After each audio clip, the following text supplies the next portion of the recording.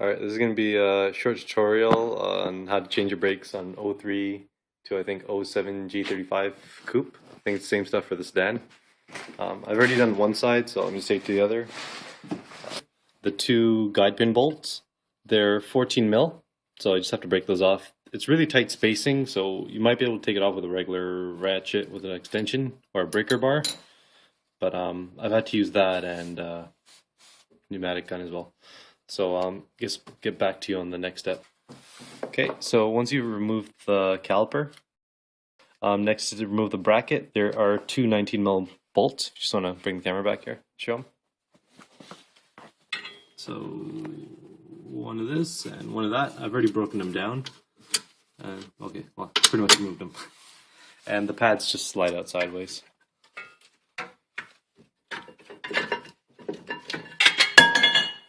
Or like that.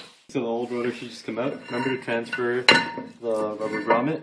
That's supposed to be positioned over here for the brake, or the parking brake adjusters. So just pop this thing off and put on the new one. And I got the Stop Tech one, so these are directional, so remember to read the label on the rotor before you put them in. Right side.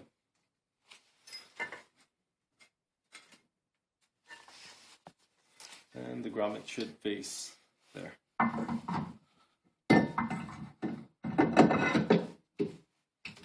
Okay, simple enough.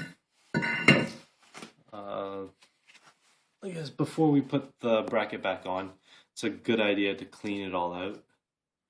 And didn't mention this in the video before, but my guide pins were seized up inside here. So make sure when you put it back together, I'll show them the next step, but the rubber seal or the bushing actually makes a seal on here and the bolt. And remember to add some caliper lube there and clean out the tracks. Okay, so I'll continue after cleaning it out. Okay, so after you repack the guide pins with grease, remember to torque the caliper bracket bolts down to 70 foot-pounds, and the guide pins are supposed to be torqued to 36 foot-pounds. Remember to put a bead of grease on, just because breaking them down the next time would be a lot easier. So after I've torqued this side down, I'll get to the last step. So when putting everything back together, thing I forgot to mention this earlier, when taking it apart, I broke the top caliper bolt first, and I kind of like let this thing swing down. So there's a problem over here. As you can see, it's all scratched up now.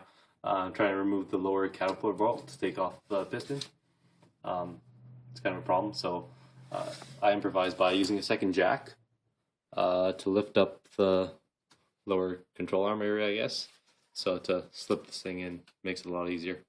So after you've re-greased the guide pins and the back of the pads, I got Stop Tech pads, so they came with new shims, so I didn't have to reuse my old ones.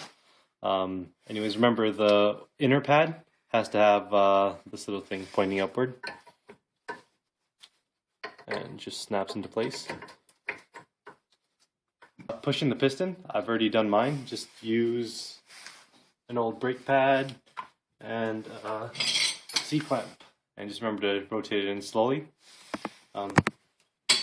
I left my brake reservoir cap on, so as long as you go slowly, it shouldn't like pour out, and it should just slide back in. So remember, once you put it in, remember to push it in and out a bit. Once you've put it on, just to make sure the lube spread evenly inside the piston, and remember to torque the guide pins down to 36 foot-pounds. And I guess we'll go to the next step. Okay, and remember to tighten the wheels down to 80 foot-pounds. So for the front, after you've broken the wheels down, do the two guide pins, top and bottom. They are the same as the back with 14 mil. I've already broken these down, so should just pop right out. Since I'm using a floor jack, use a little bucket to rest the caliper on. Should just wiggle out.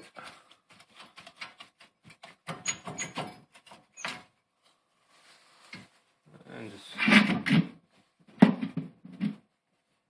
rest this on top.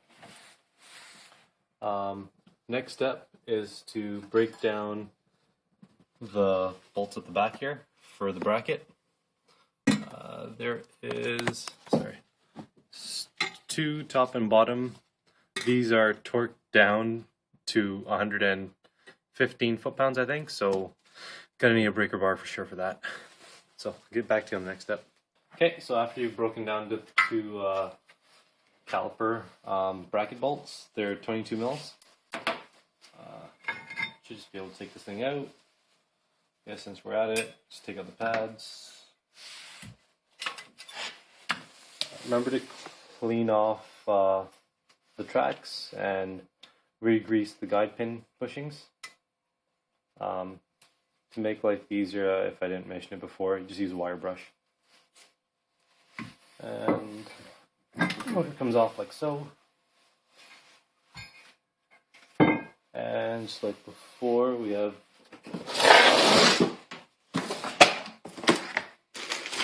stop set directional rotors. So remember to read the label on the rotors for which I've written left.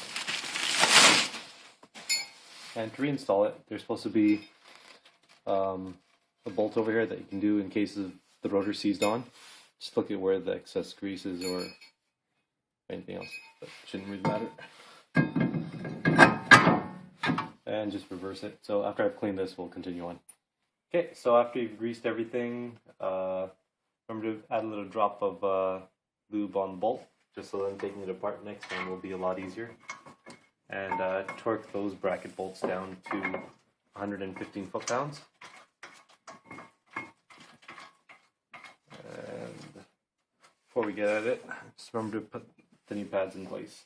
So the clip side, where that little tab thing faces upward.